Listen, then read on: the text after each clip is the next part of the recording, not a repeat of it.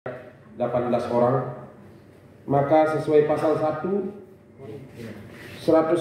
ayat 4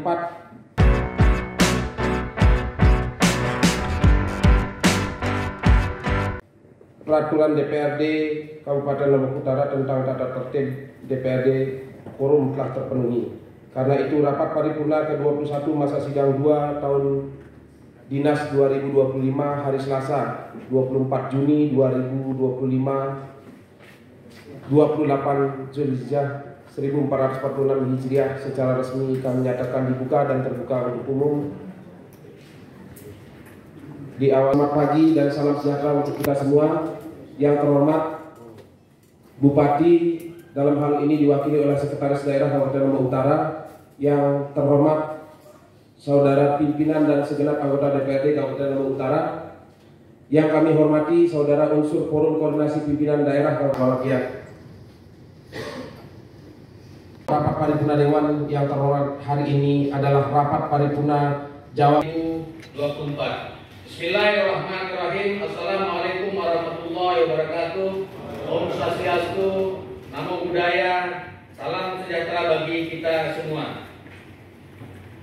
Yang saya hormati pimpinan dan para anggota DPRD Kabupaten Lombok Utara 0,02%, retribusi 96,01%, pendapatan hasil pengelolaan kekayaan daerah yang dipisahkan 223,22%. Dan lain-lain PAD yang sah sebesar 55,18%. Lain-lain PAD yang sah realisasinya kecil karena penerimaan komisi dari PT Aman yang proyeksi penganggarannya dimasukkan ke lain-lain PAD yang sah. Namun oleh BPK diklarifikasi ke lain-lain pendapatan daerah yang sah sehingga realisasi tampak kecil.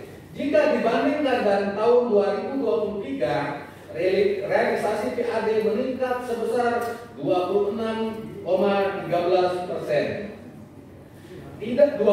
Tidak signifikannya kenaikan potensi sumber pendapatan retribusi daerah dipengaruhi dengan terbitnya Undang-Undang HKPD Nomor 1 Tahun 2022 telah menghilangkan beberapa potensi PAD, yaitu retribusi minuman beralkohol, retribusi perikanan yaitu tambak udang, dan retribusi menara telekomunikasi.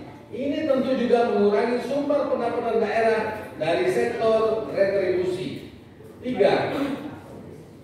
Capaian realisasi pendapatan asli daerah sebesar 286 miliar lebih atau tercapai 94,92% dapat dijelaskan sebagai berikut.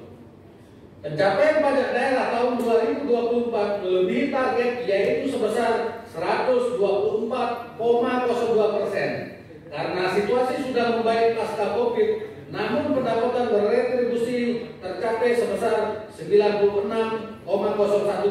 Dikarenakan ada beberapa retribusi mengalami peningkatan, terutama retribusi pariwisata. Namun beberapa retribusi mengalami penurunan, misalnya retribusi persetujuan bangunan gedung. Karena kawasan Tiga Gili ditetapkan sebagai kawasan konservasi, sehingga menjadi kendala karena masih menunggu agar kawasan konservasi Tiga Gili bisa dicabut sehingga iklim investasi bisa tumbuh.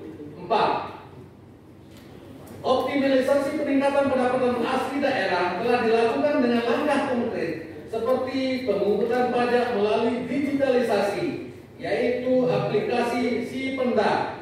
Karena dengan adanya aplikasi tersebut, masyarakat dapat melaporkan dan menyetorkan pajak secara langsung melalui aplikasi online yang merupakan fasilitas kemudahan dalam pelayanan pajak daerah. Regulasi perpajakan daerah telah diterbitkan oleh Pemda sebagai tindak lanjut pelaksanaan atas terbitnya Undang-Undang HKPD Nomor 1 Tahun 2022 dan penguatan pengawasan melalui kerjasama dengan APH. 5. Terkait realisasi belanja yang tercapai 96,13% dapat dijelaskan sebagai berikut. Terdapat anggaran yang dananya baru ditransfer pada akhir tahun anggaran sehingga tidak dapat direalisasikan pada tahun anggaran 2022. Adanya efisiensi anggaran karena menyesuaikan dengan harga pasar, selisih penawaran, atau disesuaikan dengan tagihan seperti listrik dan air. Adanya pegawai yang pensiun atau pindah tugas sehingga pada beberapa SKPD realisasi belanja pegawai kurang dari 95%. Saudara pimpinan dan anggota dewan yang saya hormati. 6. Tingginya realisasi silpa dapat dijelaskan sebagai berikut. Dengan memperhatikan laporan realisasi anggaran Pemda tahun 2024 bahwa terjadi surplus antara realisasi pendapatan dan realisasi belanja sebesar 90 miliar 744 juta lebih. Hal ini disebabkan adanya realisasi pendapatan yang melampaui target seperti realisasi pendapatan pajak daerah dan pendapatan daerah lainnya, yaitu pendapatan dari bagian laba PT Aman Mineral sebesar 74 miliar 289 juta rupiah lebih. Sedangkan untuk realisasi belanja daerah dengan capaian 96% lebih, di mana realisasi belanja masing-masing OPD berkisar pada 95 sampai 98%. Sisa anggaran di setiap SKPD lebih karena adanya efisiensi, namun target kinerja program rata-rata tercapai. 7. Silpa yang cukup signifikan pada BLUD, RSUD, Puskesmas, serta dana BOS dapat dijelaskan bahwa dalam pelaksanaan perencanaan anggaran dengan sumber anggaran BLUD menggunakan konsep estimasi atau perkiraan pendapatan dalam 1 tahun dengan penjelasan sebagai berikut.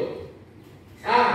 Pendapatan yang seharusnya sesuai dengan perencanaan tidak mencapai target yang disebabkan dari rasio angka kontak pasien sakit dan sehat, rasio rujukan non spesialistik, rasio pelayanan peserta prolanis tidak mencapai target sehingga mempengaruhi pendapatan puskesmas dari pembayaran BPJS dan kapitasi.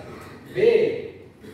Perencanaan yang belum sesuai dengan kebutuhan dalam pelaksanaan kegiatan sehingga terjadi pergeseran dan perubahan pelaksanaan kegiatan. Kebutuhan puskesmas terkait komputer dan perangkat lainnya dalam jumlah yang banyak memerlukan pembelanjaan dalam bentuk dokumen. Sementara pembuatan dokumen membutuhkan waktu yang lama hingga puskesmas memutuskan akan mengadakan pembelanjaan di tahun 2025 dengan dana sisa tahun 2024. Dalam 2 tahun terakhir ini estimasi pendapatan rendah dari realisasinya karena menghitung estimasi belum sesuai dengan kebutuhan saat pelaksanaan kegiatan, menjadi atensi agar tahun berikutnya lebih tepat dalam penyusunan perencanaan. Hadirin sidang dewan yang saya hormati. 8. Peningkatan aset tetap sebesar 30 miliar 937 juta rupiah pada tahun 2024 bersumber dari belanja modal sebesar 228 miliar 306 juta rupiah, dari hibah 163 juta rupiah dengan penjelasan sebagai berikut. Aset tetap tanah 7 miliar 72 juta rupiah lebih diperoleh dari belanja modal, 3 miliar 959 juta rupiah diperoleh dari hibah, 64 juta dari proses appraisal, 2 miliar 278 juta rupiah. Aset tetap peralatan dan mesin 38 miliar 958 juta rupiah diperoleh dari belanja modal, 30 miliar 999 juta rupiah diperoleh dari hibah, 85 juta rupiah. Aset tetap gedung dan bangunan 54 miliar 836 juta rupiah diperoleh dari belanja modal, 50 miliar 630 juta rupiah diperoleh dari proses reklas, 4 miliar 66 juta rupiah. Aset tetap jalan irigasi dan jaringan 122 miliar 143 juta rupiah diperoleh dari belanja modal, 121 miliar 253 juta rupiah diperoleh dari reklas 889 juta. Aset tetap konstruksi dalam pekerjaan 20 miliar 227 juta rupiah diperoleh dari belanja modal, 10 miliar 267 juta rupiah diperoleh dari reklas 9 miliar 550 juta rupiah lebih. Aset tetap lainnya 3 miliar 349 juta yang masuk sekitar 1045 keluarga telah teridentifikasi sebagai miskin ekstrim telah proses verifikasi mendalam. Ini menjadi dasar untuk intervensi yang lebih tepat sasaran.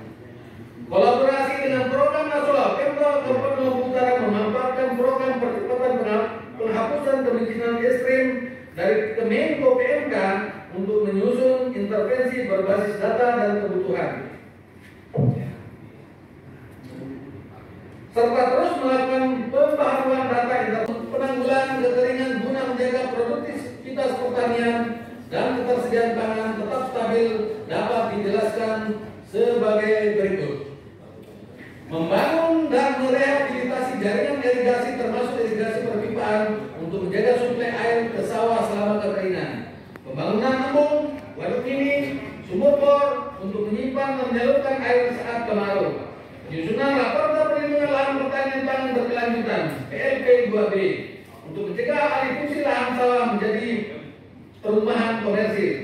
Pemerintah mendorong ilmu pengetahuan dan teknologi pertanian modern seperti pemupukan tepat, irigasi efisien, dan transfer teknologi. Penyaluran alat dan mesin pertanian dan modal usaha seperti subsidi bunga pinjaman hingga total anggaran menjadi 2 miliar dapat membantu petani menghadapi kekeringan dan resiko iklim. Penyuluhan intensif serta pelatihan budidaya tanam alternatif seperti jagung dan hortikultura, termasuk kolaborasi dengan Komers tanam jagung di lahan bersama petani. Diversifikasi seperti pengembangan komoditas lain seperti jagung, porang, kacang sinci, hortikultura, perkebunan, peternakan, dan perikanan untuk menjaga ketahanan pangan. 18. Upaya pemerintah daerah untuk kerawanan pangan adalah dengan melakukan pengadaan CPP setiap tahun yang bertujuan salah satunya adalah intervensi kerawanan pangan saat terjadi gagal panen. Selain itu, pemerintah juga sudah berupaya memastikan ketersediaan dan harga pangan dapat dijangkau oleh masyarakat dengan melakukan program gerakan pangan murah. Dilakukan sebanyak 5 kali. 1 kali di kecamatan dengan menggandeng Bulog, BI, TPID, UMKM, dan pengusaha lokal yang bergerak di bidang pengandalan terkait rangka di bidang pangan dalam rangka stabilisasi pasokan dan harga pangan. Terkait kondisi lumbung pangan pasca gempa bumi tahun 2018, banyak lumbung pangan yang rusak berat. Dari total 39 lumbung pangan, hanya 11 lumbung pangan yang masih utuh bangunannya. Sejak itu tidak ada kegiatan rehabilitasi maupun pembangunan lumbung dan penguatan modal cadangan pangan yang diberikan. Bahkan banyak lokasi lumbung pangan yang dijadikan bangunan tempat tinggal.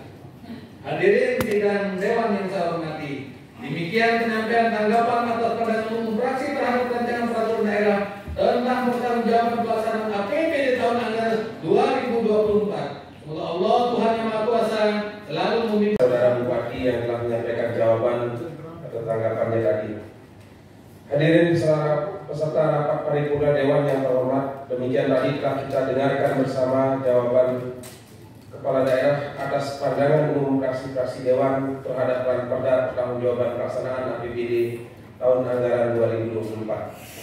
Selanjutnya kami berikan kesempatan kepada anggota Dewan Perwakilan Rakyat Daerah Kabupaten Lombok Utara untuk melakukan pembahasan terhadap Ranperda tersebut, baik melalui rapat-rapat komisi, rapat gabungan komisi, rapat pansus maupun rapat bersama eksekutif.